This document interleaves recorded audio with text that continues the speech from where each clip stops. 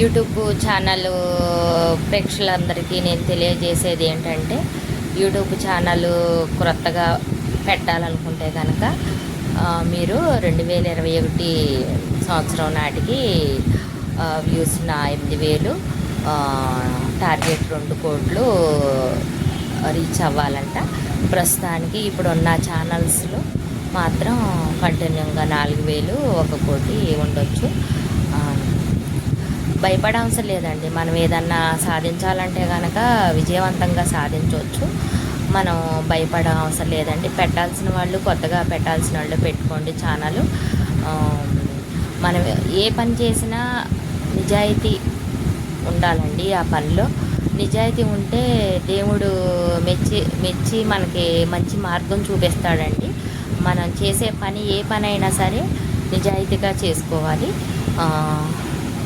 వేరే ఇది కాకుండా మంచి పనులు చేసుకోవాలండి. మనం చేసే పని, యూట్యూబ్ ఛానల్ కూడా అంతేనండి. మనం చేసే పనిలో నిజాయితీ ఉండాలి, నమ్మకం ఉండాలండి. చేస్తే మనకి ఛానల్ మనకి ఎక్కువగా వ్యూస్ వస్తాయి, సబ్స్క్రైబ్ చేస్తారండి. నేను చెప్పేది మరి ఇంకొక మాట ఏంటంటే, ఛానళ్ళు ఇప్పటి వరకు కంటిన్యూ అవుతున్న ఛానళ్ళు బాగానే ఉన్నాయండి. మనం ఏదైనా నమ్మకంతో చేస్తాం కదా. అట్లాగే ఇప్పుడు కొత్తగా పెట్టాల్సిన వాళ్ళు భయపడవసరం లేదండి. ఈ న్యూస్లు ఇవన్నీ చూసి మీరేం భయపడవసరంలా.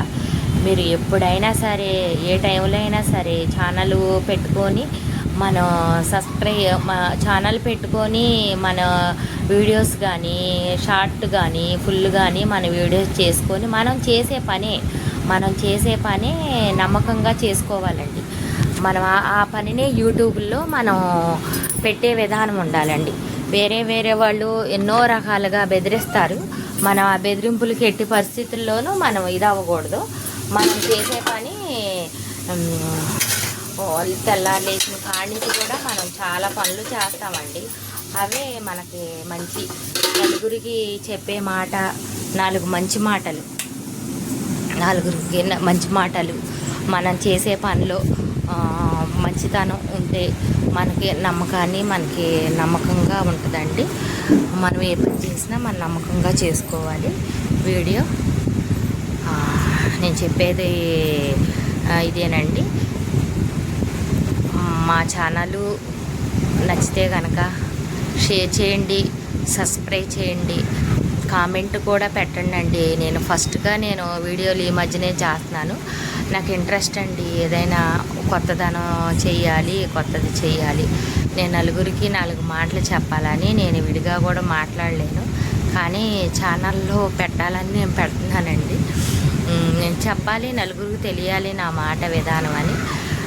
నేను ఏదన్నా తప్పుగా మాట్లాడినట్టుంటే కనుక కామెంట్ రూపంలో చెప్పండి. నాకు తెలియాలి కదండి. నేను ఏ మాట మాట్లాడుతున్నానా, తప్పు మాట్లాడుతున్నానా, మంచిగా మాట్లాడుతున్నానని. ఇప్పుడు అట్లాగే నేను స్వాతంత్ర దినోత్సవం సందర్భంగా నేను ఒక మాట చెప్పానండి. మరి నాకు చెప్పాలనిపించిందండి. అందరికీ షేర్ చేయాలి ఆ మాట. ఇంటికి ఒక మొక్క ఉండాలి. ఇప్పుడు మనం పెద్ద బిల్డింగులు కట్టుకొని పెడుతున్నారండి చాలామంది. సిటీల్లో గార్డెన్లు, అపార్ట్మెంట్ల మీద కూడా పెడుతున్నారండి. వాళ్ళు పెట్టుకునే విధానం పెట్టుకొని మొక్కలు చాలామంది పెంచుతున్నారు. కానీ మన పల్లెటూరులో మట్టికి మొక్క కూడా అసలు పెట్టట్లేదండి. పెట్టుకోవాలండి. మనం ఆక్సిజన్ అందించుద్ది మొక్క ద్వారా గాలి వచ్చుద్ది. ఆ గాలి పీల్చుకుంటే మనకు ఆరోగ్యాన్ని ఇస్తుందండి. మనం మొక్కలు నాటుకోవాలండి. మొక్కలు నాటుకొని మనం ఆరోగ్యంగా ఉండాలంటే, మన పిల్లలు, పెద్దవాళ్ళు అందరూ సంతోషంగా ఉండాలంటే మన మొక్క ఉండాలండి. మన ఇంటి పక్కన మొక్క ఉండాలి. ఆ మొక్క గాలి మన ఇంటికి తగలాలి, మనకు తగలాలండి. మనం ఆ మొక్క మూలాన్ని చాలా ఆరోగ్యంగా ఉంటాం మనం. థ్యాంక్ యూ అండి.